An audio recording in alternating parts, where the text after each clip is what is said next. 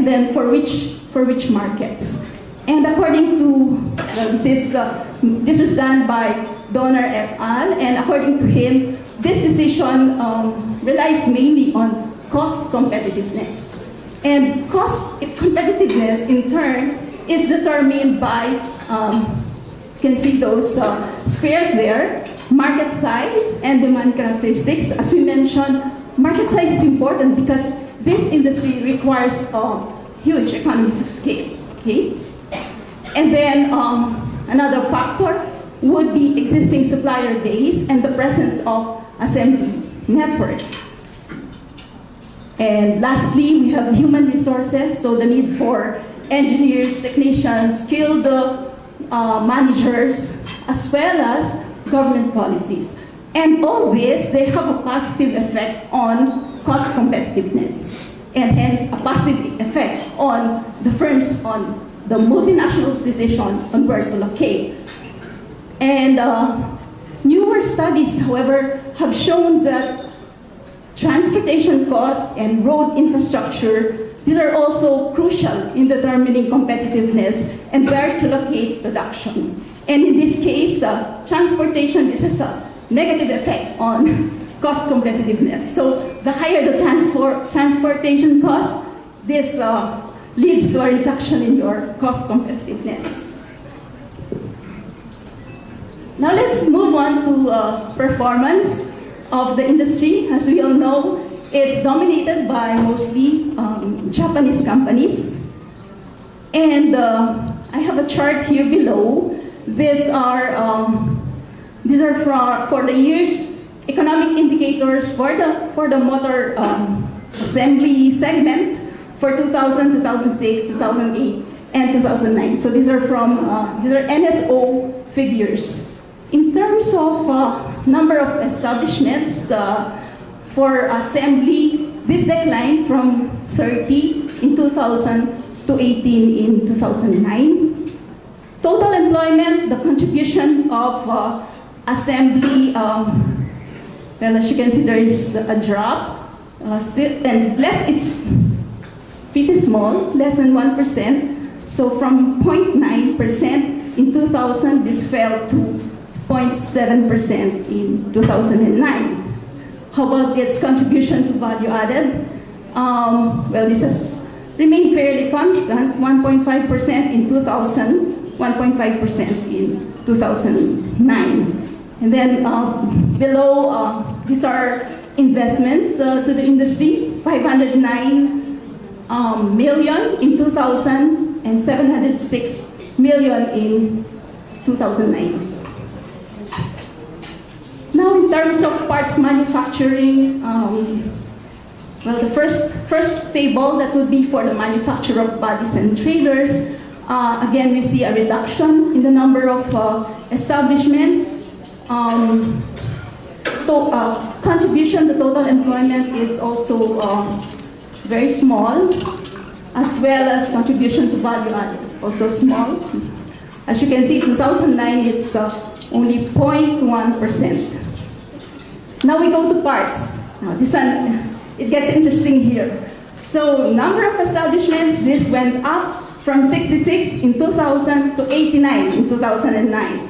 In terms of contribution, employment contribution, this went up also from less than 1%, 0.7% in 2000 to 2% in 2009. Value-added contribution, also 1.4% in 2000 and 2009. And if you recall, earlier value-added contribution of assembly was 1.5%. And investments, in 2000, 350 million pesos. 2009, it's about 4.5 billion pesos. Now here, I'm showing you domestic sales and production. And as you can see, sales have been small, but they've been growing in the last 10 years. Positive growth rates were registered even after the 2008 financial crisis. Although, of course, there was a drop in 2011 and We could attribute that to the calamities in Japan as well as in Thailand. And as was already pointed out, we're the smallest market in ASEAN with minimal CBU exports. And mostly our exports are from parts, auto parts manufacturing. And so the issue really has been a challenge, an ongoing challenge for all of us for quite some time now, how to become a production and an assembly hub. So this time I'm showing you a graph wherein we compare imports and CKD production. So the blue line, that's CKD sales. Red line is CPU imports. And as you can see, there's been a decline in domestic assembly operations since 2004, with a reduction of after rates to 5%. And in 2010, tariffs were already eliminated. That's under the ATIGA. In 2011, import share is 56%. Okay. So this chart, it shows us the market shares of the major firms: Toyota, Mitsubishi, Honda, Isuzu, Ford, and Hyundai. And with liberalization, domestic competition has intensified. Toyota is still the market leader, although its market share fell from 38% in 2007 to 33% in 2010. Meanwhile, Mitsubishi's share increased from 15% in 2007 to 19% in 2010. Honda dropped from 13% in 2007 to 6% in 2010. And you can see,